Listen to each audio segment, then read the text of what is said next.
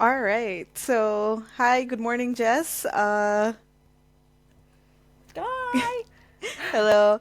Would you like to introduce yourself to everyone who's watching? Sure. My name's Jess. I'm an SEO consultant, internet user, longtime internet person. Yeah. I've worked in-house agency, all the sides of all the things as a developer and an SEO. But these days I help mostly tech, SaaS, B2B kind of humans with their SEO strategies. To help Nice. them gain more traffic and conversions and all those wonderful things with organic.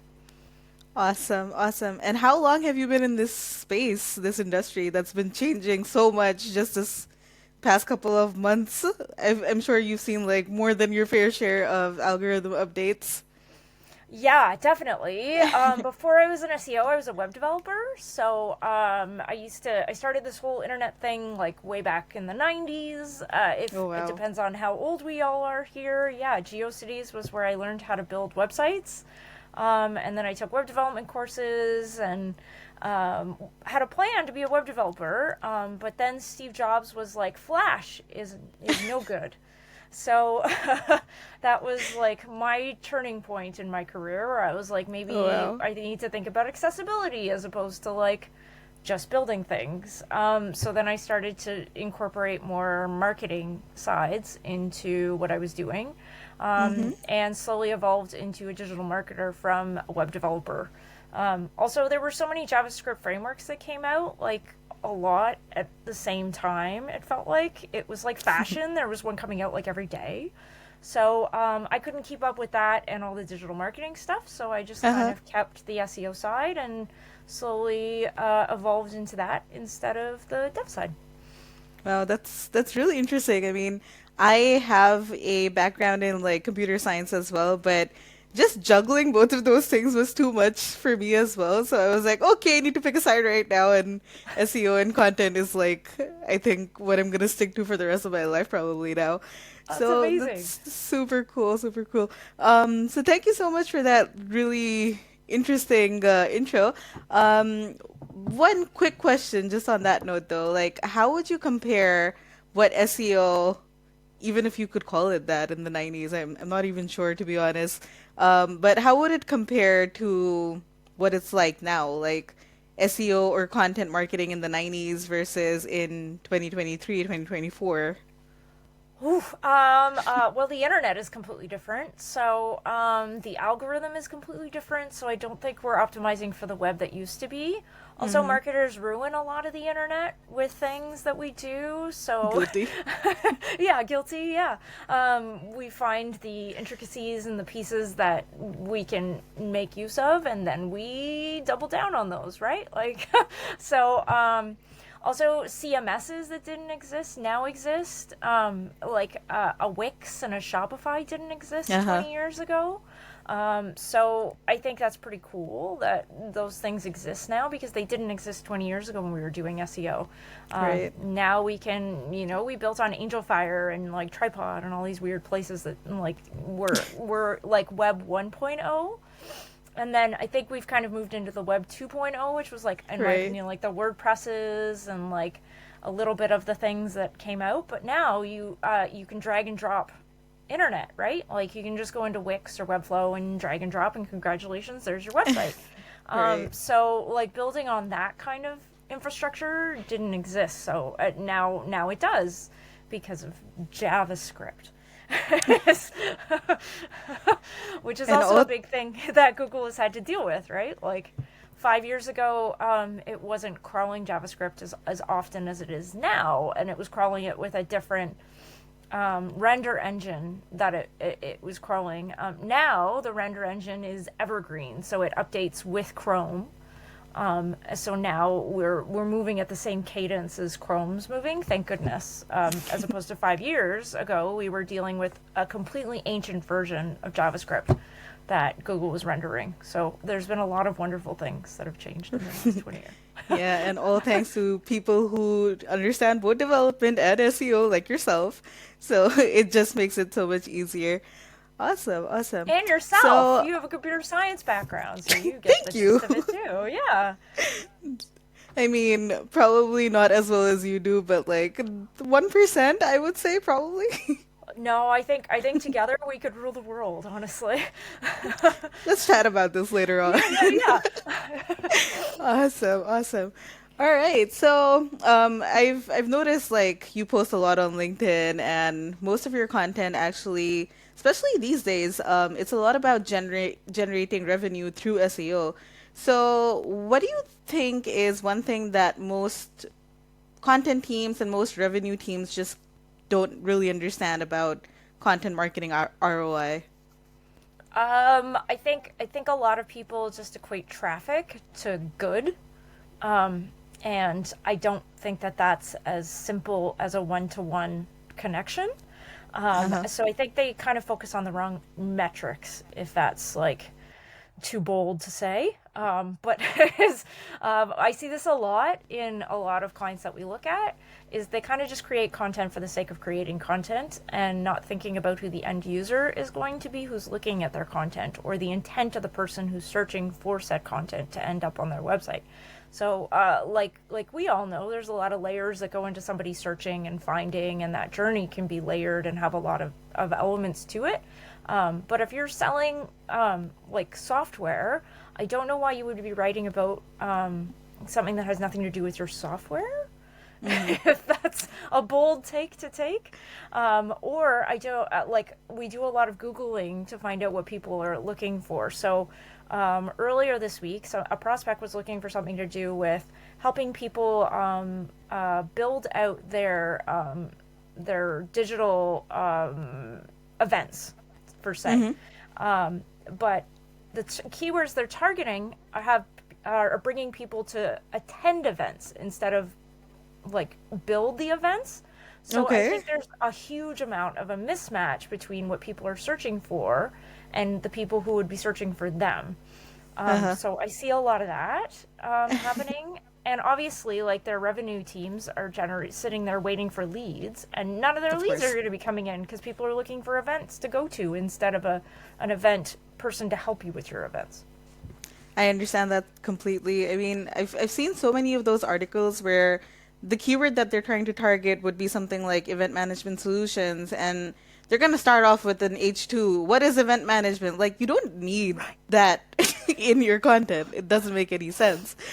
So thank you for bringing that up. And I really like your point about intent. And I mean, it's just so easy to create, mass produce actually content these days, but there's no point to much of the content that a lot of these companies are producing.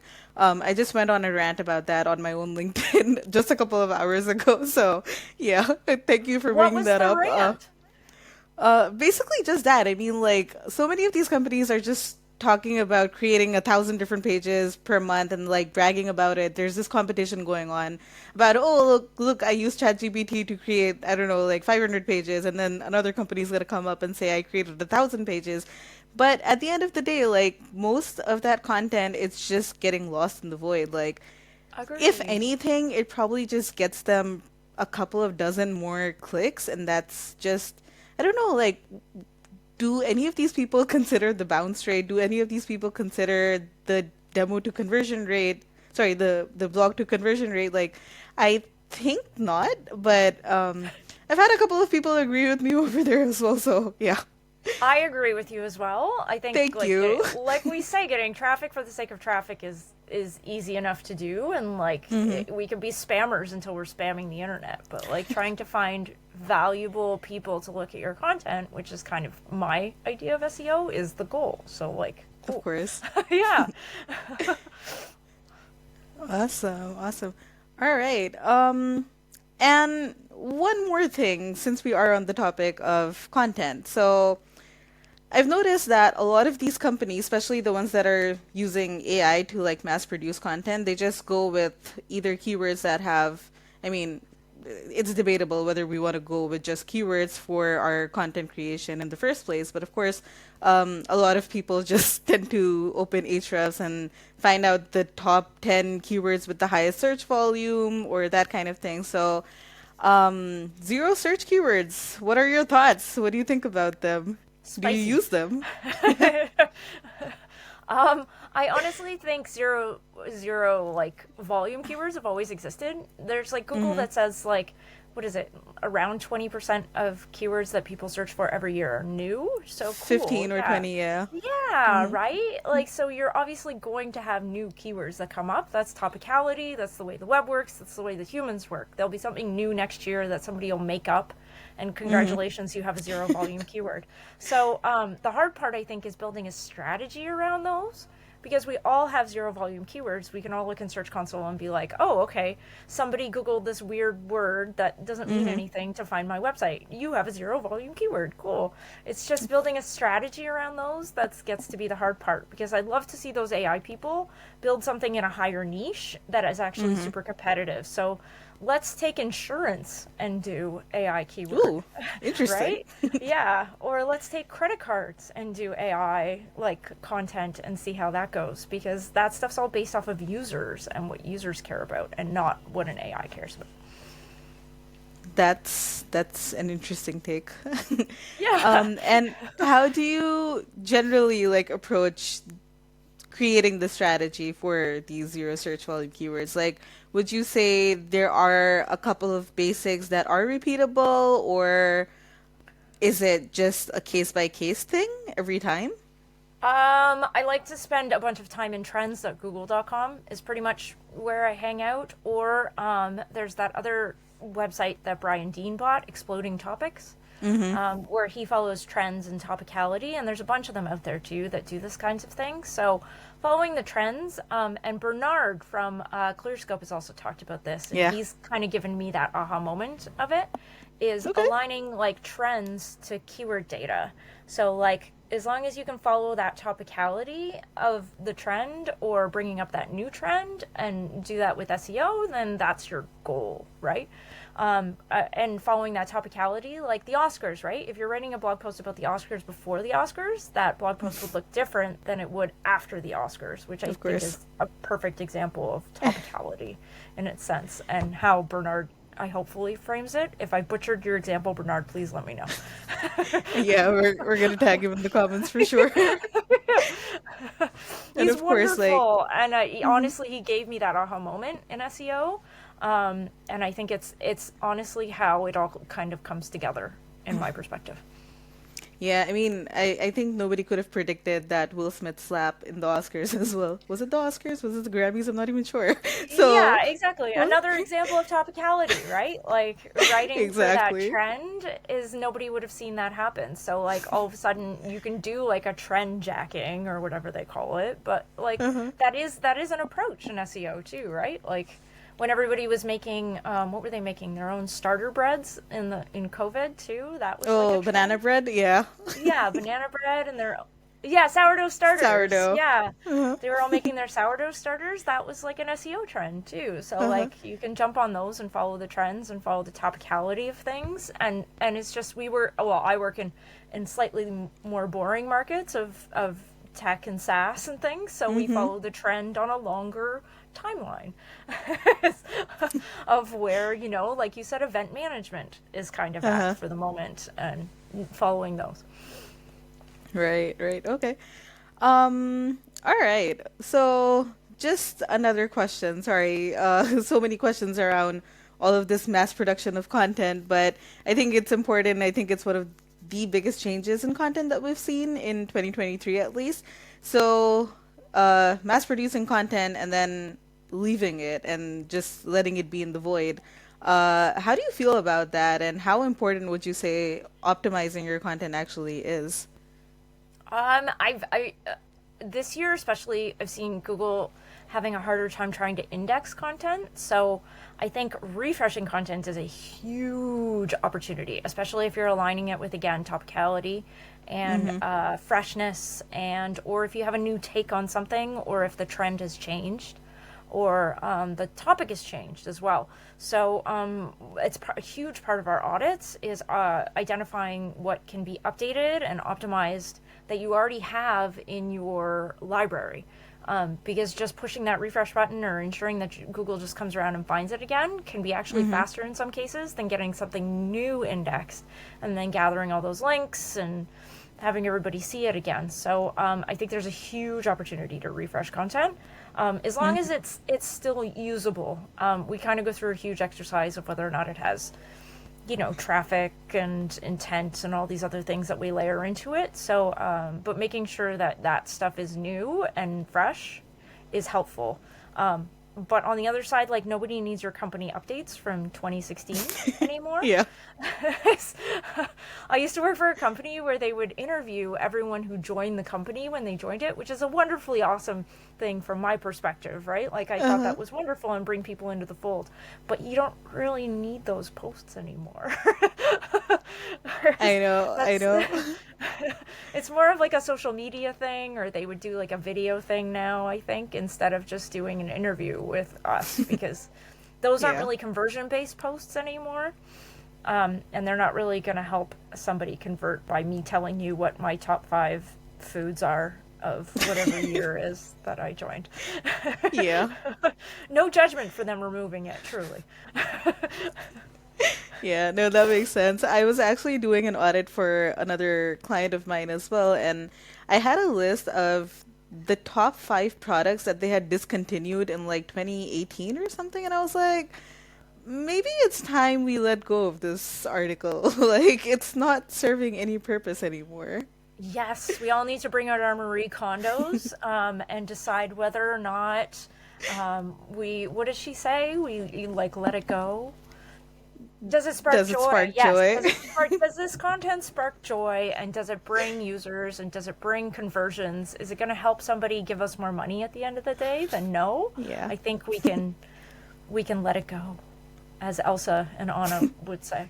I'm a toddler, so Right. it's like, that stuff comes Oh into no, life that all makes the time. perfect sense. Thanks. Thanks for the context. I think one other thing that's super important to mention, especially around this time of the year, is that you can't just change the year in your title from like 2023 to 2024 and call that like a refresh, because Google obviously like knows what content already existed on your site, and if you're saying that it's been updated and you're going around requesting indexing again or whatever it may be that you're doing, it needs to reflect like some changes at least. So, Well, somebody tell Brian Dean that, because his content has been doing that for years. But to be fair to him, honestly, he does go through and do exactly what I'm explaining. He goes through and refreshes the legitimate content. So he doesn't change his URL structure, he changes the title, and like the H1, and then he goes through and refreshes what has updated throughout the year. So you can do that as a as a strategy, but uh-huh. he has a lot of other layers that go into that too. So you're totally right on like a normal person level, but if you have Brian Dean's sort of network, let's say, We can make I some think, exceptions. yeah, there might be some juice worth the squeeze. Gosh, I actually said that. Which he does write content that speaks to his audience. So I think Hmm. that's a win. And I'm sure we could go on and on about the skyscraper technique, which he came up with. But I Yep. think there's still some value in some use cases for it. I will not use the word "it depends" because I'm trying to remove that from my vocabulary. Resolution for 2024. Yeah, yeah, yeah. All right. Okay. The other big thing is actually the biggest thing probably this year has been AI. So, thoughts on Dun-dun-dun-dun. that? Yeah. It was bound to come up. AI, I honestly think that nobody can get away from it. I'm not saying you go straight to an AI generator and publish that directly to your website, but I think there's a lot of use cases for AI in the Hmm. content production lifecycle, and I think you'd be amiss to not be using it to some levels. Also, writer's block is a real thing. Hmm. And AI can help you if you're talking to somebody who isn't available on your content team. AI is available and can help you get out of those like brain locks, right? We as humans can only go so far in our thinking processes, and we max out at a certain amount per day, right? So Yeah. when AI can actually step in and help us complete this article so that our boss doesn't scream at us by the end of the day, yes.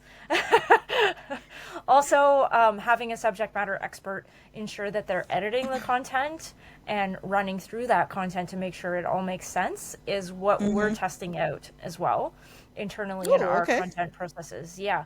So, first drafts, sure. You can run an AI through a first draft and make sure that you're also running through it as a SEO, because there's multi-layered processes through this.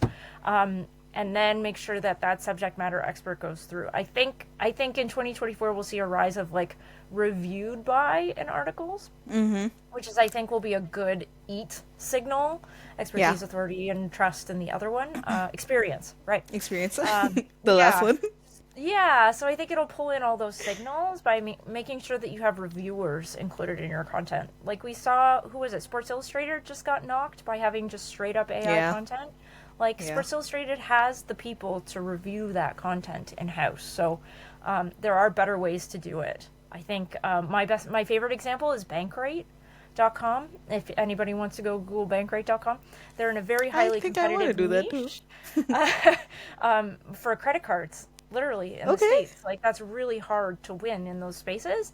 And they have literal subject matter experts that come through and review their content. And they have these amazing author pages that explain how these people came to their subject matter expertise and how they're reviewing it and when they reviewed it and how they're writing these things. So I think AI might have had a part of that content lifecycle, but Mm-hmm.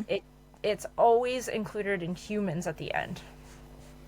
Nice. That's actually the process that we follow at Wordbrew as well. So, we have like this marketplace of subject matter experts for a couple of different industries. So we have finance, medical, construction even now. So that's pretty Wonderful. cool.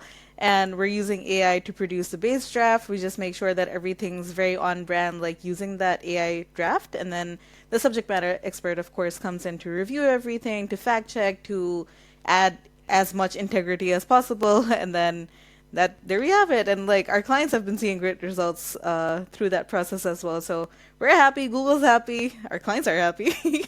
That's all that Win win. matters at the end of the day. For sure, for sure. All right. So on the topic of AI though, like you mentioned that there are a couple of use cases that AI has been like super, super useful and beneficial in. What would you say are your top two, top three, just like off the top of your head? I think it's really good for more generic content. Mm-hmm. Like we do. I'm trying to think of a generic example where I cannot include the client. Is more like middle of funnel content kind of stuff. So if you're Right. speaking to like an industry, like you said, construction workers, if you're pulling in that kind of stuff, especially for like just to see if you can get seed and see if you can get traffic based off of these things, I think it's really good to build out those kind of more generic content pages. And then if they do bear fruit and get a little bit more traffic in them, then you can Mm-hmm. start upping them and adding in all those other signals that you need to. But running those for first goes at them, I think are really good. Or like a programmatic approach, I think is always good to start with like something that's AI generated. Also, I don't want to write a meta description ever again in my entire life. Um, so I love them. They're a craft. There's an art to them, and they're beautiful. But Google doesn't read them. What is it, 60 to 70% of the time now? So I I don't know. think it's best served for us to spend our time writing thousands and thousands of meta descriptions. I So felt I that in my think soul. AI is a very good use case to do those when necessary and at scale. Awesome. Okay. I'm not really sure if a lot of people are using AI for meta descriptions though. At least not yet, probably. Are they? You can run them through like Ahrefs, I think is the one that I use kind of occasionally. Yeah. And there's All all kinds of right. Python scripts if you really want to get nerdy. It's been way too long since I went on that side of things, so Your, but pull your computer science background out and run some Python scripts. I think it's time that I might have to. All right. So, okay, since we're on the topic of technicalities and all of that, um, The number one question for anyone starting off in SEO, technical SEO. What are your thoughts? I have a feeling that you're gonna have a lot to say about it, but let's hear it. Yeah. How much time do we have? My goodness. I have a TLDR that it shouldn't be intimidating, truly.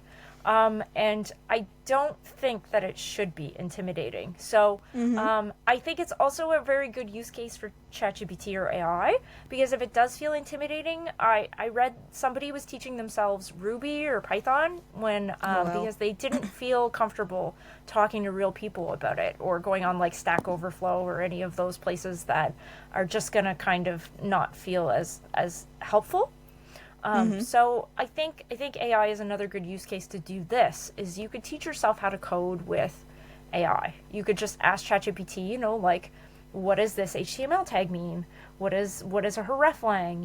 You can ask Uh-huh. ChatGPT, or you can find a community where people will actually be okay to help you do this. And the community that I always shout out to is Women in Tech SEO, run by the wonderful and amazing Arij. I don't know how she does all the things that she can do.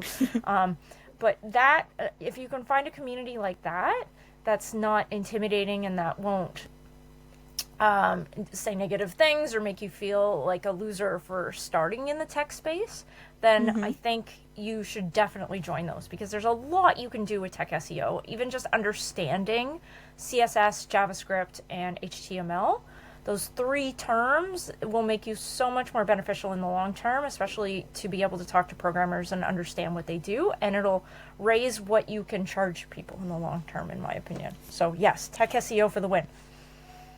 Awesome. Yeah, I actually have been using ChatGPT myself just to check out because I still need to brush up on a lot of my regular expressions when I'm using Search Console, so it's been great for that. Same. I asked ChatGPT how to do all my regex because I just don't want to I do it know. anymore. So it's I think it's super That makes helpful. perfect sense. And then you don't feel like a loser at the end of the day and you can do your job. Win-win. Yeah. All right. Okay. Um, I think we're down to probably my final two questions as quickly Okay. as I can ask them. All right. So you've been in this industry for like 20, 30 years at this point. Biggest mistakes that you see your clients make when they're trying to get started with SEO but aren't exactly there yet? They're not creating content that speaks to their audience, and I think this works at every level. I think there's always things that can be done and always content that can be updated. It's the biggest thing that we can work on, right? So like Mm-hmm. creating content that doesn't speak to your audience, it's a constant battle that you can do. The other one is not having goals set up that will speak to the right people. So making sure that you have all the goals tracked and all the metrics tracked that will have you A, keep your job, B, have all the other people keep their jobs, and B, make those C levels happy to see something move in the right direction, ideally. All right. And on just my final question, sorry for taking up so much of your time, but Not at all. on that note, Yeah. okay. All right, perfect. Okay, sorry. Yeah, so final question for you. You talked a lot about marketers or even companies like not being able to create the right type of content. Would you say that that is primarily because they just don't understand their audience, or is there more to it? I think it's really hard, and I think it's a constant struggle Mm-hmm. for everyone, right? Because content doesn't just serve organic at the end of the day.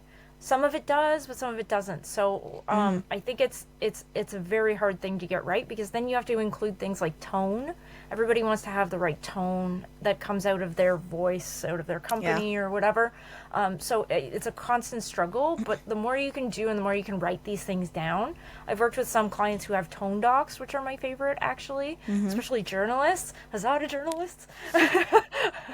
um, Journalists who have tone docs and they have writing docs and brand guidelines and all these things that you're blessed with as a marketer to Mm-hmm. have actually can help you write better content at the end of the day because and then if you can marry that with what the marketers say of who they want to target, oh my goodness, the joyous things that can come out of those conversations. They might be awkward at first to have like your Yeah. writers and your tone people and your things going all at the same time, but I've seen beautiful things that come out of it, truly. So, No, for sure. collaboration instead of like sitting in your little silos, please. Yeah. No, even with our own clients, I think that's like one of the first questions that we ask them, what emotions would you like your content to evoke? And Right? usually like it's either professionalism or we want to be very funny in front of our audience, and that's like enough in most cases to actually get started with creating content. So, yeah, I completely agree. And our own even like with our own messaging and with our own brand guidelines, I think Elena and Leah have been immensely helpful. So shout out to Yay! both of them. All Working with right. people rules. It really does when you're working with the right people. It does. I say this as like a freelancer, as an SEO consultant, but I can't do anything without working with people. So it's I swear. honestly the biggest piece. Yep, yep, yep. All right. I think that is the end of our questions. Thank you so much for having me. This is a lovely conversation, truly. And you guys are wonderful for having me. This is so cool. Thank you so much.